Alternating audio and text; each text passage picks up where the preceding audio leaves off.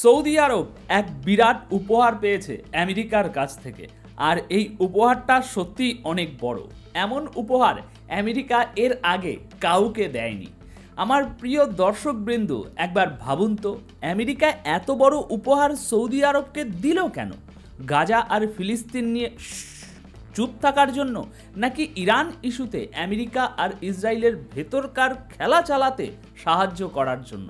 এটা আপনাদেরই ভেবে দেখতে হবে। আপনারা তো নিজেরাই যথেষ্ট বুদ্ধিমান, তাই না? আমি যে ছবিটা আপনাদের এখন দেখাতে চলেছি সেটা সৌদি আরব নিজেই প্রকাশ করেছে। ছবিতে স্পষ্ট দেখা যাচ্ছে থার্ড এয়ার ডিফেন্স সিস্টেম লেখা আছে।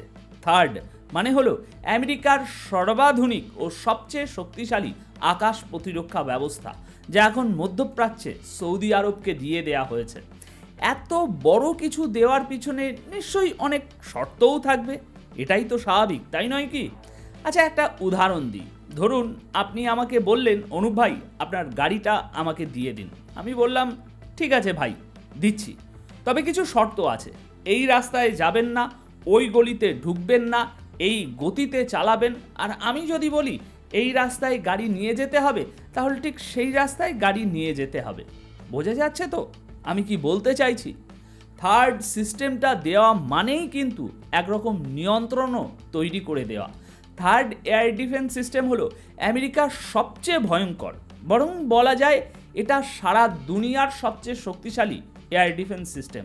এখন যদি এই সিস্টেমটা সৌদি আরবকে দিয়ে দেয়া হয়, তাহলে নিশ্চয়ই কোনো বিশ্বাসের উপর ভর করেই দেওয়া হয়েছে, যেন ভবিষ্যতে সৌদি আরব কখনোই আমেরিকা বা ইসরায়েলের বিরুদ্ধে এটা ব্যবহার না করে।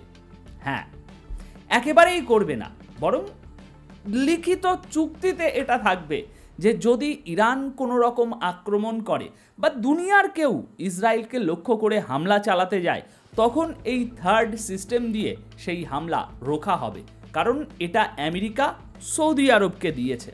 সুতরাং সৌদি আরব এটা নিয়েছে, তাহলে নিশ্চয়ই সৌদি আরব এসব শর্তে রাজি হয়েছে, তাই না? একটু মাথা খাটান। আর এটা তো সত্যি যে এটা একটা বিশাল ঐতিহাসিক উপহার। এখন পুরো মধ্যপ্রাচ্যে সবচেয়ে শক্তিশালী এয়ার ডিফেন্স সিস্টেম রয়েছে সৌদি আরবের হাতে। আরবদের এমন বিশ্বাসঘাতকতার ফলেই ধীরে ধীরে পুরো ফিলিস্তিন হাতছাড়া হয়ে যাচ্ছে। দর্শক, এভাবেই পুরস্কার গুজে দিয়ে আরবদের মুখ বন্ধ করে দেয়া হচ্ছে। আর তার ফল এখন এমন হয়েছে যে আমেরিকান সাংবাদিকরা যখন আমেরিকার সরকারকে প্রশ্ন করলো যে ইসরায়েল তো এখন সরাসরি ঘোষণা করেছে যে তারা পুরো ফিলিস্তিনের ওয়েস্ট ব্যাংক দখল করে নেবে, এ নিয়ে আপনারা কি বলবেন?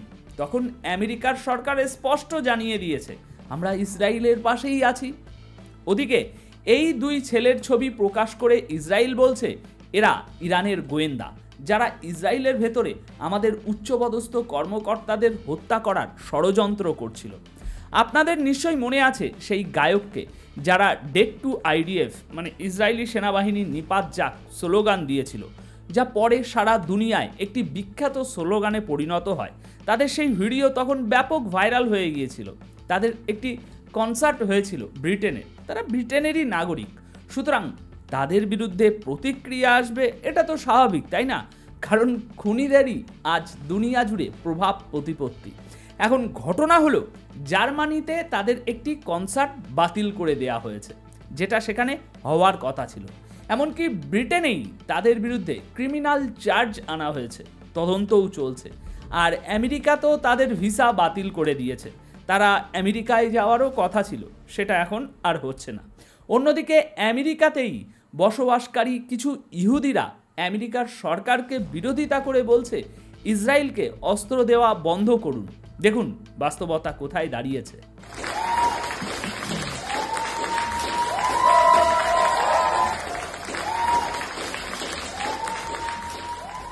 এই কিছুদিনের মধ্যেই আপনারা দেখবেন ওয়েস্ট ব্যাংকের পুরোপুরি দখলের ঘোষণা হয়ে যাবে, আর তখন সারা দুনিয়ার মুসলমানেরা শুধু চেয়ে চেয়ে দেখবে, কিচ্ছু করতে পারবে না, শুধু চোখের সামনে সব কিছু হারাবে। কারণ তাদের হাতে তো আর কোনো শক্তি নেই, আর যাদের হাতে শক্তি আছে সেই আরব দেশগুলো তো থার্ড এয়ার ডিফেন্স সিস্টেম, মোটা অঙ্কের টাকা আর বিনিয়োগ নিয়ে নিজেরাই বিক্রি হয়ে গিয়েছে।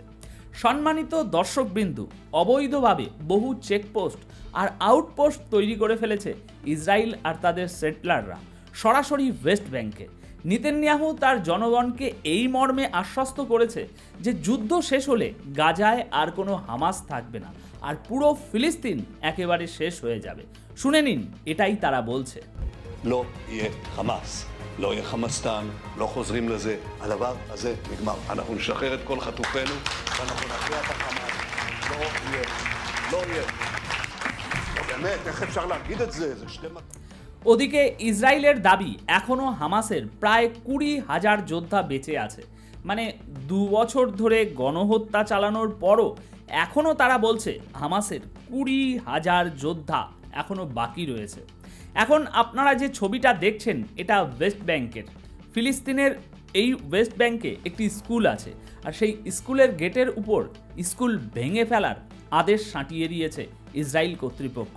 আপনারা দেখতেই পাচ্ছেন একটা গোটা পরিকল্পনা ও ষড়যন্ত্রের মাধ্যমে প্রকাশ্যেই সারা দুনিয়ার মুসলিমদের চোখের সামনে, পুরো বিশ্বের সামনে ওয়েস্ট ব্যাংক দখল করা হচ্ছে। দর্শক, এদিকে গাজার পরিস্থিতি আরও ভয়াবহ হয়ে উঠেছে। এই ভিডিওটা একটু দেখুন। এটা ক্ষুধার্ত মানুষের ভিড়, যারা গভীর রাতে জড়ো হয়েছে একটু সাহায্য পাওয়ার আশায়। যদি কিছু খাওয়ার জুটে যায়, লোকজন তাদের সন্তানদের নিয়ে, যুবকদের নিয়ে দাঁড়িয়ে আছে। কারো হাতে থলে, কারো হাতে হাঁড়ি পাতিলা, শুধু কিছু খাবারের পাওয়ার আশায় তারা এসেছে। গাজার ভিতরে ইসরায়েল এখন এমন এমন কাজ করছে, এমন জায়গায় পৌঁছে গেছে যেখানে ক্ষুধাকে একটা অস্ত্র বানিয়ে ফেলেছে, আর সেটা এখন সারা দুনিয়া দেখছে। আপনাদের নিশ্চয়ই মনে আছে আবু শাবাব নামের সেই দলটিকে, যারা ফিলিস্তিনেরই একটি সংগঠন। ফিলিস্তিনি এই গ্রুপটিকে ইসরায়েল অস্ত্র সরবরাহ করেছে, কারণ ইসরায়েল নিজেরা সরাসরিভাবে লড়াই করতে পারছে না। তাই তারা আবু শাবাব নামের একটি সংগঠনকে দায়িত্ব দিয়ে অস্ত্র দিয়েছে। এই যে ছবিটা আপনারা দেখছেন, এটাই হলো সেই আবু শাবাব গ্রুপের লিডার, যার নামও শাবাব। এখন হামাস এই নেতাকে হুমকি দিয়েছে, বলেছে তুমি আত্মসমর্পণ করো, কারণ তুমি ফিলিস্তিনির সঙ্গে বিশ্বাসঘাতকতা করেছো, নিজের মাটির সঙ্গে, নিজের জনগণের সঙ্গে গাদ্দারি করেছো। দর্শক, গাজার ভেতরে একটা ক্যাফে ছিল, হ্যাঁ স্পষ্টতই সেটা চলছিল না, বন্ধ ছিল। সেই ক্যাফেতে ইসরায়েল 234 কেজি ওজনের বোমা ফেলেছে। সেই ক্যাফের ভিতরে যারা আশ্রয় নিয়েছিল, সেখানে 24 থেকে 25 জন ফিলিস্তিনি মারা গেছেন এই হামলায়। দেখুন এই ইহুদি শক্তি আর ইসরায়েল কতটা ভয়ঙ্কর। আজ তারা পুরো দুনিয়ার ওপর দখল বসিয়ে ফেলেছে। যত বড় বড় নেতা দুনিয়াতে আছে, তাদের পেছনে আছে এই ইসরায়েল আর আমেরিকা। আপনারা ভাবুন, অস্ট্রেলিয়ার এক সাবেক বিরোধী দলের মন্ত্রী ফিলিস্তিনের পক্ষে এক প্রতিবাদে অংশ নিয়েছিল। তার কি দশা হয়েছে দেখুন। তার চোখ মারাত্মকভাবে ক্ষতিগ্রস্ত হয়েছে, ভয়াবহ জখম হয়েছে, যা তিনি নিজে বলছেন। আমি আলাদা করে বলছি না, সংক্ষেপে যদি বলি তাহলে আজ ফিলিস্তিনের পক্ষে কথা বললে শুধু সাধারণ মানুষই নয়, বড় বড় নেতারাও হামলার শিকার হচ্ছেন। এই অস্ট্রেলিয়ান নেত্রী যখন বিক্ষোভ করছিলেন, তখন অস্ট্রেলিয়ান পুলিশ তার চোখে হামলা চালিয়ে দিয়েছে। আমি বহুবার এই কথাটা বলেছি, গাজায় হত্যাকাণ্ডের জন্য শুধু আমেরিকা আর ইসরায়েল দায়ী নয়, পুরো ইউরোপ গাজার কাতিল। বিশেষ করে ব্রিটেন ও জার্মানির নাম কখনো ভুলে যাবেন না। আরও একটি বড় রিপোর্ট সামনে এসেছে। সাইপ্রাসে ব্রিটেনের যে সামরিক ঘাঁটি আছে, খবর অনুযায়ী ইসরায়েল গাজায় বোমা বর্ষণের মাঝে মধ্যে ওই ঘাঁটিতে অবতরণ করেছে। সেখানে নিজেদের রিফিউল বা রিচার্জ করে আবার গাজায় ফিরে গিয়ে বোমা বর্ষণ করেছে। এই হচ্ছে ব্রিটেনের ভূমিকা। ইসরায়েলের এনার্জি মিনিস্টার স্পষ্টভাবে বলছেন, গাজার সমস্ত মানুষকে গাজা থেকে তাড়িয়ে দেওয়া উচিত, গাজাকে পুরোপুরি ধ্বংস করে ফেলা উচিত এবং পুনরায় সেখানে কাউকে বসতি গড়তে দেওয়া উচিত নয়। দর্শক, সিরিয়ার সরকার অর্থাৎ আসাদের সরকার এবার নতুন একটি কথা বলেছে। তারা বলছে, আমরা ফ্রিতে ইসরায়েলের সঙ্গে সম্পর্ক স্বাভাবিক করব না। আপনি যে গোলান হাইটস দখল করেছেন তার 1/3 আমাদের দিতে হবে। এখন দেখার বিষয় ইসরায়েল কি করে। যদিও দুপক্ষের আলোচনার টেবিলের নিচে অনেক আগে থেকেই শুরু হয়েছে। অপরদিকে ইরাকের ইলবিদ এয়ারপোর্টে হামলা হয়েছে, কে করেছে তা এখনো পরিষ্কার নয়। ছবিটা আপনারা স্ক্রিনে দেখতে পাচ্ছেন, এটাই সেই ইলবিদ এয়ারপোর্ট। এই মুহূর্তে চলছে মহরমের সময়, আর ইরাকের কারবালা শহরে সারা পৃথিবী থেকে তীর্থযাত্রীরা যাচ্ছেন ইমাম হুসেনের রওজায় জিয়ারাত করতে। এই পরিস্থিতিতে এই এয়ারপোর্টে ড্রোন হামলা হয়েছে, কিন্তু এখনও স্পষ্ট নয় যে এই হামলার পিছনে কে রয়েছে।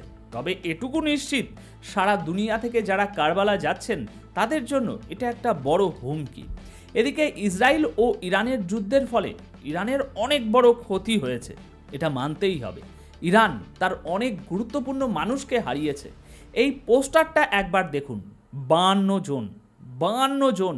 এই 52 জনই হলেন ইরানের এয়ারফোর্সের কমান্ডার, মার্শাল, ফাইটার জেট চালানো পাইলট। বলা যায় ইরানের পুরো একটা এয়ারফোর্স ইউনিটকে ইসরায়েল ধ্বংস করে দিয়েছে। অন্যদিকে ইরান একটি বড় পদক্ষেপ নিয়েছে, আর এই জন্য ইরানকে ধন্যবাদ জানাতেই হয়। মানে আমরা যারা কিছুটা আওয়াজ তুলেছি তাদের প্রতি কিছুটা সম্মান দেখিয়ে ইরান বলছে 4 লাখ অবৈধ বিদেশিকে, যারা ইরানে অবৈধভাবে বসবাস করছিল, তাদের বহিষ্কার করা হয়েছে। তো দর্শক, মধ্যপ্রাচ্যের সমস্ত ছোট বড় আপডেট, এই মুহূর্তের সমস্ত ছোট বড় আপডেট আমি আপনাদের দিয়ে দিলাম। তাহলে আপাতত এই প্রতিবেদন এখানেই শেষ করছি। অপেক্ষা করুন আমাদের পরবর্তী আপডেটের জন্য। আর চ্যানেলটি সাবস্ক্রাইব না করে থাকলে এখনই সেটা করে রাখুন, কারণ অথেন্টিক ও ভেরিফাইড নিউজ সবার আগে আপনার কাছে পৌঁছে দেওয়াই আমাদের একমাত্র লক্ষ্য।